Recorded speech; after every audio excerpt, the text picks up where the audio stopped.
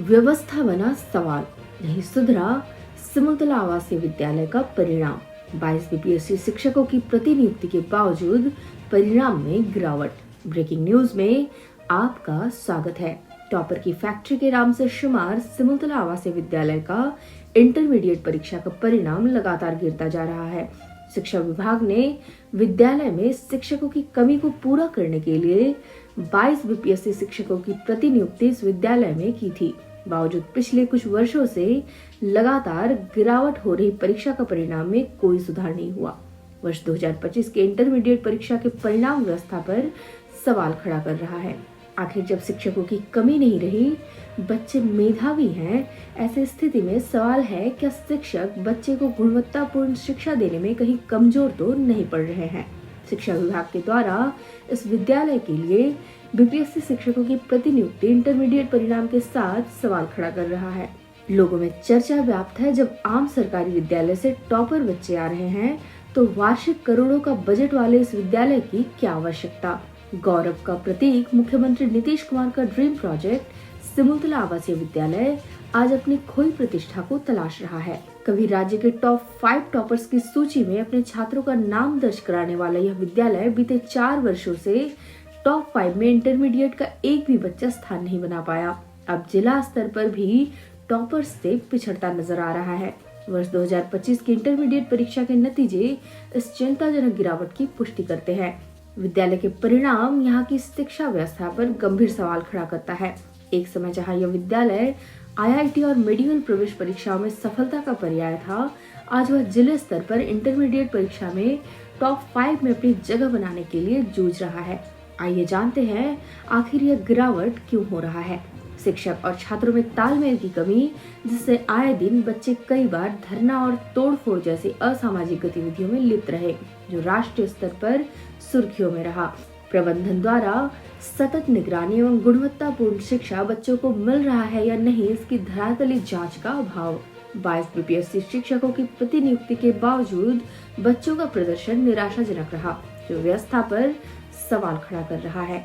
सिमुलतला आवासीय विद्यालय का सालाना बजट करोड़ों में है, परिणाम 0। ऐसे में कमियों को जल्द सुधारने की आवश्यकता। अब आइए जानते हैं पिछले वर्षों के परिणाम। सिमुलतला आवासीय विद्यालय ने 2017 में पहली बार इंटरमीडिएट परीक्षा में भाग लिया था। विद्यालय के बच्चों ने अपना शानदार प्रदर्शन से राज्यवासियों का ध्यान खींचा। इस वर्ष साइंस स्ट्रीम के 4 बच्चे, कॉमर्स के 2 और आर्ट्स के 1 छात्र ने राज्य स्तर पर जारी टॉप 5 में स्थान बनाया था। 2018 में साइंस स्ट्रीम से 3 और आर्ट्स से 4 बच्चों ने टॉप 5 में स्थान बनाकर विद्यालय के नाम के अनुरूप प्रदर्शन किया। 2019 में आर्ट्स स्ट्रीम से 3 बच्चों ने उल्लेखनीय प्रदर्शन से विद्यालय की लाज बचाई। 2020 में साइंस स्ट्रीम से 1, कॉमर्स से 1 और आर्ट्स स्ट्रीम से 4 बच्चों ने टॉप 5 में स्थान बनाया। 2021 में केवल आर्ट्स स्ट्रीम के 1 बच्चे ने टॉप 5 में स्थान बनाकर विद्यालय की लाज रखी। वर्ष 2022, 2023, 2024 और अब 2025 में इस विद्यालय का कोई भी बच्चा राज्य द्वारा जारी किसी भी स्ट्रीम में टॉप 5 में स्थान नहीं बना पाया। आइए अब जानते हैं विभिन्न संकायों से इस बार के टॉप छात्रों के नाम। नंबर 1, सावन कुमार, जो आर्ट्स स्ट्रीम से हैं। उन्होंने 466 अंक लाकर 2 छात्रों के साथ संयुक्त रूप से प्रथम स्थान प्राप्त किया। नंबर 2, आदित्य कुमार, जो वाणिज्य संकाय से हैं, ने 464 अंक लाकर 2 छात्रों के साथ संयुक्त रूप से प्रथम स्थान प्राप्त किया। नंबर 3, रितिका रंजन, जो आर्ट्स स्ट्रीम से हैं और 461 अंक लाकर 2 छात्रों के साथ संयुक्त रूप से द्वितीय स्थान को प्राप्त हुई। नंबर 4, राज बिहारी, जो आर्ट्स स्ट्रीम से हैं और इन्होंने 458 अंक लाकर 2 छात्रों के साथ संयुक्त रूप से तीसरा स्थान प्राप्त किया। सर, लगातार 2022 से लगातार ये हो रहा है कि टॉप 5 में जगह नहीं बना पा रहे हैं सिमुलतला आवासीय विद्यालय, इस पर क्या कहना है? यह सही बात है, ये तो डाटा है, सबके सामने है। क्लास 12 बोर्ड के एग्ज़ाम में हमारे बच्चे नहीं स्थान बना पा रहे हैं, लेकिन उसकी वजह ये नहीं है कि हमारे बच्चे सीरियसली तैयारी नहीं करते हैं। बहुत सीरियसली तैयारी करते हैं, बहुत उम्मीद भी थी, इस बार भी उम्मीद थी बच्चों को, लेकिन ऐसा संयोग रहा, रिजल्ट पब्लिकेशन के बाद बहुत निराशा हाथ लगी है। यहाँ के सारे बच्चे और हम लोग भी बहुत ही निराश हैं और हम लोग फिर एक बार आत्ममंथन करेंगे कि कहाँ हम में कमी रह गई है। उसको हम लोग सुधारते हुए अगले वर्षों के लिए फिर से हम लोग प्रतिबद्धता के साथ तैयारी करेंगे। हमारे बच्चे भी परिश्रम की प्रकाष्ठा करेंगे।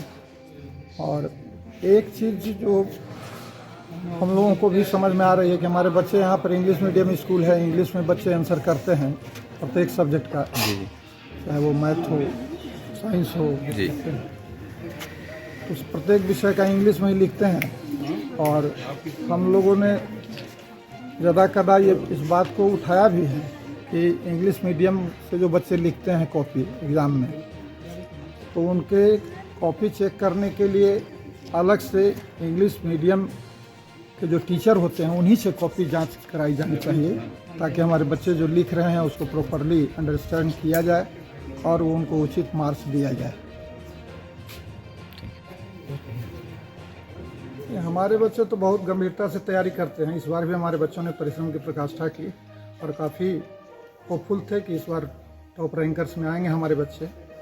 और जब 5 बच्चों को यहाँ रिजल्ट तैयार होने के बाद इंटरव्यू के लिए बुलाया गया तो हम लोगों की उम्मीद थोड़ी और बढ़ी थी, लेकिन निराशा एक बार फिर हाथ लगी है। लेकिन हम लोग राष्ट्रकवि दिनकर के मानस पुत्र हैं, इनकी पंक्ति हमेशा हम लोगों को प्रेरित करते रहती है। सौभाग्य न सब दिन सोता है, देखें आगे क्या होता है। हम लोग आगे भी परिश्रम की प्रकाष्ठा करते रहेंगे और निश्चित तौर से आने वाले वर्षों में एक मिथक ये जो बना है पिछले 3-4 वर्षों में कि यहाँ के बच्चे टॉप नहीं हो रहे हैं, उस पर निजात हम लोग पाएंगे, उस पर विजय पाएंगे। कारण क्या है? कारण तो बहुत से हो सकते हैं, लेकिन हम लोग एग्जैक्ट उसके बारे में बता नहीं सकते हैं। लेकिन एक कारण जो हम लोगों को सही तौर पर समझ में आता है कि हमारा स्कूल जो है इंग्लिश मीडियम स्कूल है।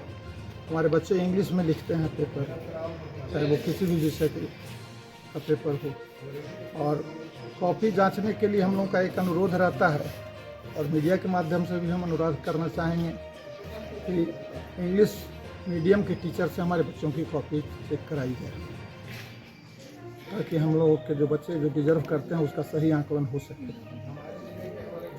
कॉम्पिटिटिव एग्जामिनेशन के लिए कोचिंग वगैरह कर लेते हैं लोग।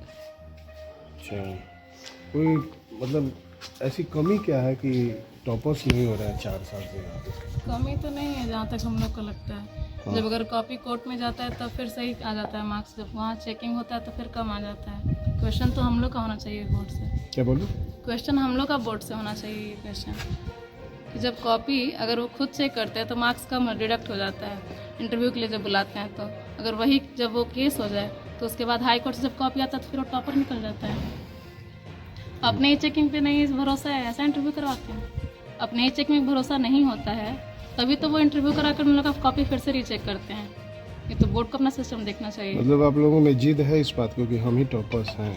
ना, लेकिन इतना तो भरोसा है कि अगर हम लोग यहाँ आए हैं उस समय से चुनकर इतने अच्छे में अगर पढ़ रहे हैं, इतना फैकल्टी हम लोग को सरकार दे रहा है, तो हम लोग कहीं ना कहीं कुछ ना कुछ तो अच्छा ही लिखते होंगे। इन माई लाइफ तो